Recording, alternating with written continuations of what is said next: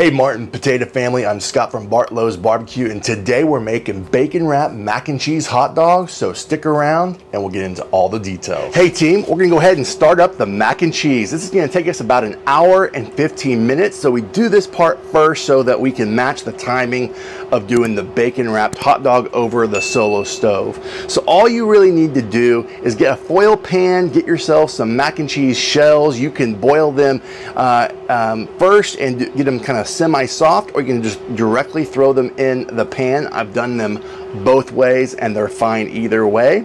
Then you're gonna add a Velveeta block inside that pan, some sharp cheddar cheese, the shredded kind. Get yourself some Colby Jack as well, some Gouda, some cream cheese. If you like a little spice, add some hot sauce. Then you're gonna add your favorite rub, whatever you want. I'm using my own ingredients here, and then also some sweet barbecue love from TD's Brew and Barbecue. And so you just add that rub on there, a more layer of cheese, add 4 cups of milk, or you could do 3.5. Just kind of look at it and see if it's gonna end up being too liquidy or just right, but you can always make adjustments. And then once we get that ready to go, we're gonna set it on our grill for 350 indirect, depending on your kind of grill. I'm using a pellet grill, and we're gonna be putting that on there for an hour, and at the 30-minute mark, we're gonna stir it and then make sure everything is congealing together, if you will, and then another 30 minutes to that 1 hour mark. And then when there's 15 minutes left, we're simply going to add some breadcrumbs and let it smoke for another 15 minutes, and then it will be ready to serve as we drizzle all those creamy mac and cheese on that bacon wrapped hot dog. So I'll see you back when the mac and cheese is done and it's time to fire up our Solo Stove and show you how to do the bacon wrap process. Well, hey team, it's time to fire up the Solo Stove. We got 10 minutes left on that mac and cheese, which is a perfect time to fire it up. We're gonna be using kiln dried firewood from Solo Stove. You definitely wanna check out that firewood. It's awesome. We'll have a link in the description to tell you more about that type of firewood. It's really great. So what we're gonna do is we're gonna stack these like a cabin, where 2 are on the bottom, 2 are facing this way. I'm gonna use a fire torch to get this thing started. You can use any kind of fire starter to get your Solo Stove going.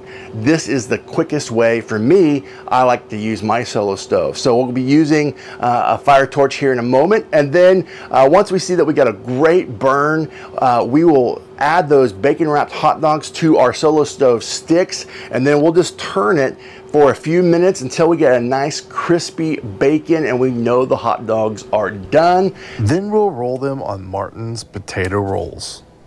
And then we'll add that amazing mac and cheese, and I got a fun ingredient, so definitely stick around towards the end as we top it off with a fun ingredient. So let's fire it up.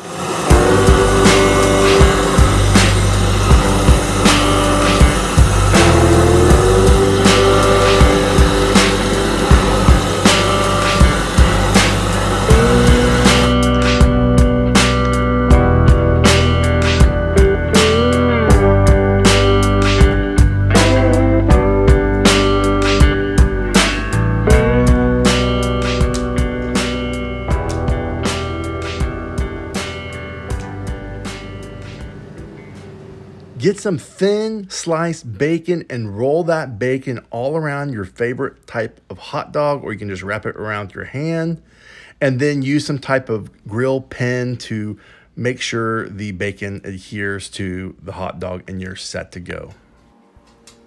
Well, take your Solo Stove sticks, place that hot dog on there, and you're going to just rotate it like a rotisserie on the outer edge of the Solo Stove. This will help us get a good even cook. If you didn't have bacon, it wouldn't matter. You can just put it directly over the fire, but I find this method really helps the bacon cook a little bit more evenly. You're still gonna get a really good char on that bacon. Once it's charred, you know it's done.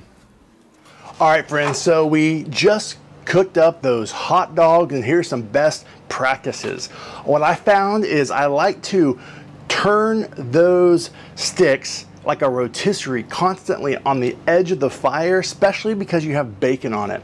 And then you can use some type of grill pin to attach the bacon to the hot dog so the bacon doesn't unwrap. Now, if you were just cooking this straight on a grill, that wouldn't be a problem.